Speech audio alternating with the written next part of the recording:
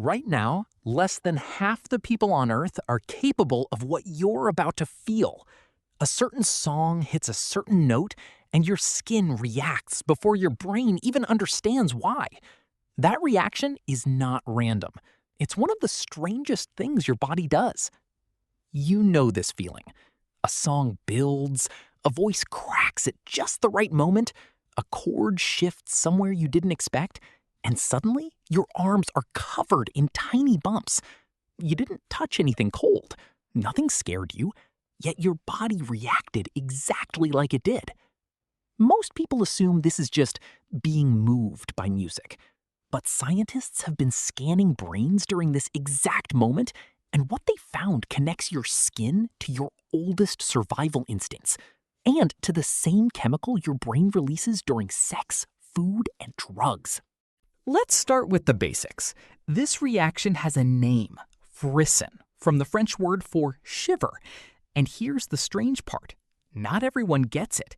Depending on the study, somewhere between 50 and 66% of people experience frisson from music.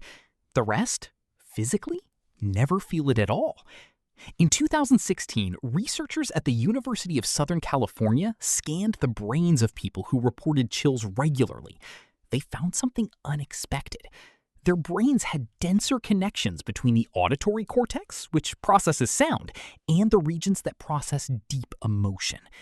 In other words, in some people, sound and feeling are wired closer together. But what nobody expected is that this wiring difference lines up almost perfectly with a specific personality trait. That trait is called openness to experience, one of the 5 major personality dimensions psychologists use to describe humans.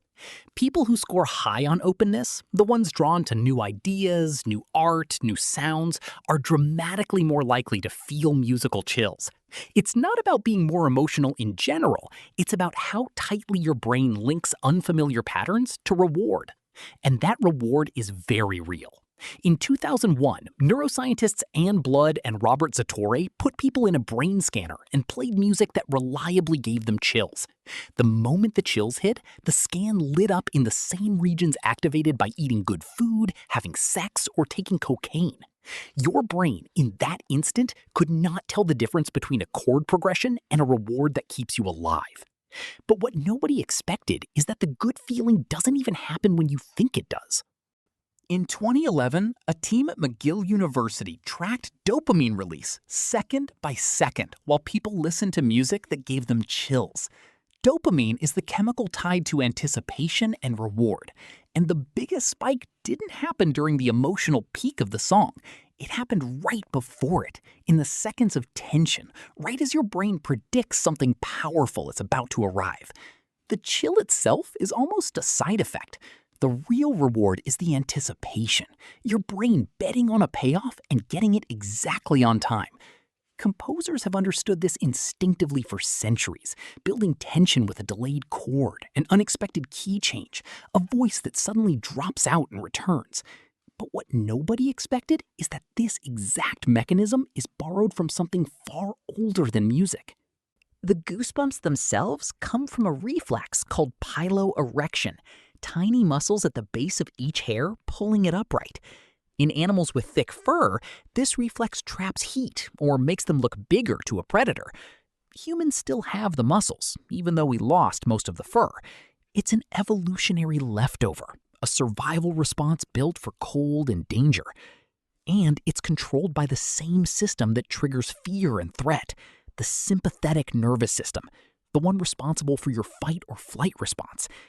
So when a song produces genuine chills, you are technically triggering a defense mechanism built for predators and freezing temperatures.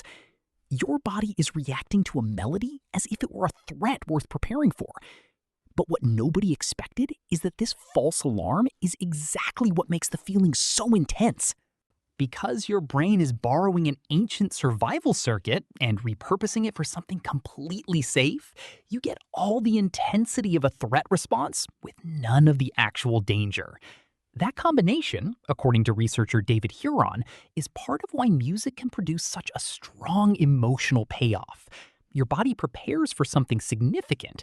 And when the significant thing turns out to be beautiful instead of dangerous, the relief itself becomes pleasure. This is also why the same song rarely gives you chills every single time. Familiarity lowers the surprise, and surprise is the fuel behind the entire reaction. The less predictable the moment, within a structure your brain still recognizes, the stronger the chill. And here is the fact you're going to bring up tonight. In that same McGill study, people who felt the strongest chills while listening to music showed measurable increases in heart rate and skin conductance, the exact physiological signature used to detect the fight or flight response in lie detector tests.